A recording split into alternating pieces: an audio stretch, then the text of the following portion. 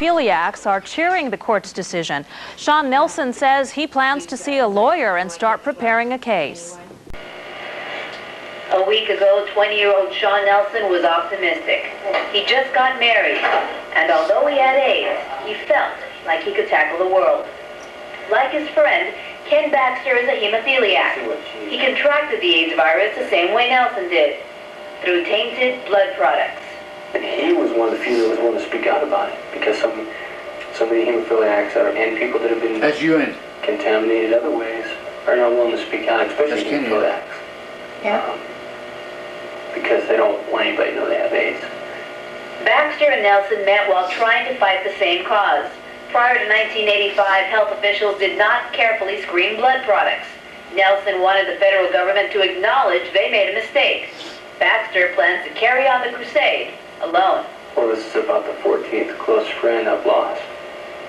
So it takes its toll. It creates a few challenges. And it hurts real bad. What hurts even more is that knowing that it's like a big secret. Baxter is talking about the silent struggle of hundreds of hemophiliacs suffering from AIDS. He says it could have been avoided. And as long as he can help it, Baxter wants to keep his friend's memory alive. I'm glad he didn't die quietly. Think he might have died in vain, though? I hope not. Only time will tell.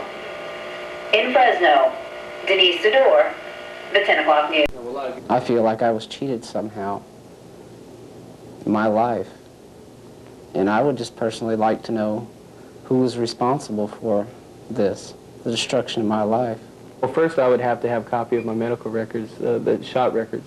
And the odds of me getting copies of my shot records are almost zero. Baxter says not being able to get a hold of records will keep many from taking their case to court. Now, the Valley's #1 newscast, Channel 30 Action News at 11. Silent about AIDS and HIV is wrong. And would you want them to keep their status silent? Tonight, Steve Pickett has the story of one man who says he is silent no longer. There's a lot of other people like that that are in my situation, or worse, that are afraid to speak out. Shawn Nelson is quiet no more. I'm living with HIV and HIV-related stomach cancer, as well as hemophilia. At age 20, he sits alone, the sun setting on his young life. And thanks for joining us. John Wallace has the night off. No one's sure when they'll need blood, but for hemophiliacs who depend on blood products, the need is even greater. Tonight, one Valley family is mourning the loss of a son who contracted AIDS through a blood transfusion. As Dan Howard reports tonight, family members say the government isn't doing enough to stop the spread of this deadly disease. I'm mad. I was mad because they let a decent human being like Shawn be infected like that. Get well flowers still sit on the dining room table of Hetty Nelson's Fresno apartment. Her husband, 20-year-old Shawn Nelson, who she just married, was born a hemophiliac, a genetic disorder characterized by delayed clotting of the blood. He died this past Sunday from AIDS. His mother is angry because she says the blood products her son used were contaminated with the HIV virus. More than just a wife and people who loved him, he also left behind more than a dozen bottles of medication he took to help combat the deadly disease. Shawn's best friend, Kenneth Baxter, is also a hemophiliac that has contracted the HIV virus. Currently, he's using a synthetic form of medication that costs $1,100 a bottle. He wants the government to do a better job when it comes to blood testing. It might not seem like a tragedy to everyone because not everybody's a hemophiliac. But everybody needs blood at one time in their life. Whether it's an auto accident, you never know when you're going to need blood. And if the government isn't going to make sure that these companies that handle blood products are responsible for their actions, then it can happen to anyone. Shawn's mother didn't know she was a carrier of the blood defect. She lost her youngest son, Shane, to AIDS as well. He, too, was a hemophiliac. The oldest son spent his final days trying to educate the public. He helped a lot. The AIDS virus that deteriorates his body came from a blood byproduct like this. Ironically, it is used by hemophiliacs to save their lives. Nelson was diagnosed with HIV in 1985. He was 13 years old. It's important for the people to know what's going on in society as far as the hemophiliacs go. Population. Tonight you see the hardship that's becoming typical among the families of the 400 people in Fresno who have AIDS. These two are defiant on getting rid of the stigma behind AIDS.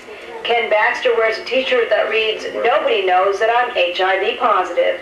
They are hemophiliacs. Their medicine, blood products used to treat the disease, is how they got the HIV virus. I feel like I was cheated somehow in my life.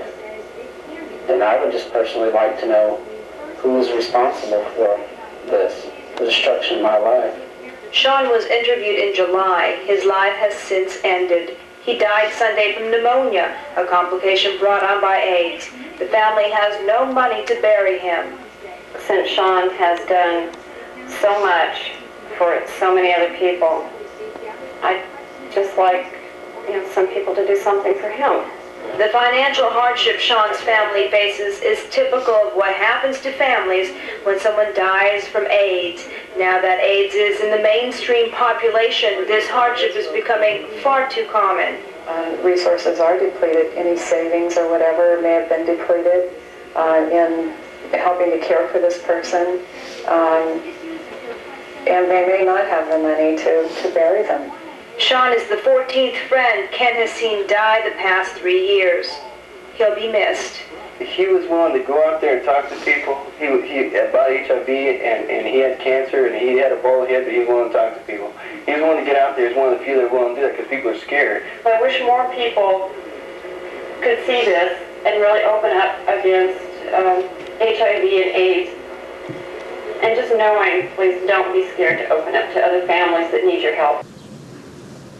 They're dying quietly, and a lot of them want to speak out, but don't know how to go about doing it or afraid to. No man suffering. Nelson contracted the HIV virus in 1985. He got it through a batch of treated blood that was tainted with the fatal virus. Nelson died Sunday. He was only 20. Friend says Shawn was victimized not only by the disease, but by a drug company as well. The tragedy is that he died of HIV, and there was never any recognition nationally for that. He never got any kind of compensation. Nobody ever said they were sorry. In 17 other countries, they're saying, I'm sorry to hemophiliacs, the very companies that made the products that we used that contaminated our blood system. Ken Baxter is also suffering from both hemophilia and AIDS. Both Ken and Shawn tried to raise public awareness about their diseases through support groups and public speaking.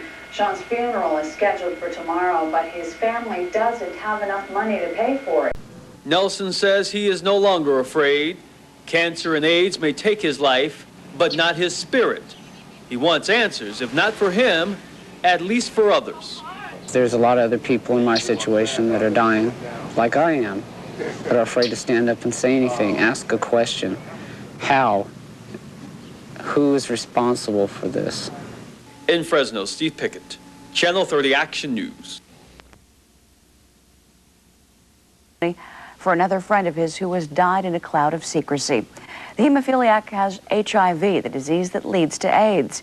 Many of his friends have already died of AIDS after they were contaminated by the blood products they need in order to survive.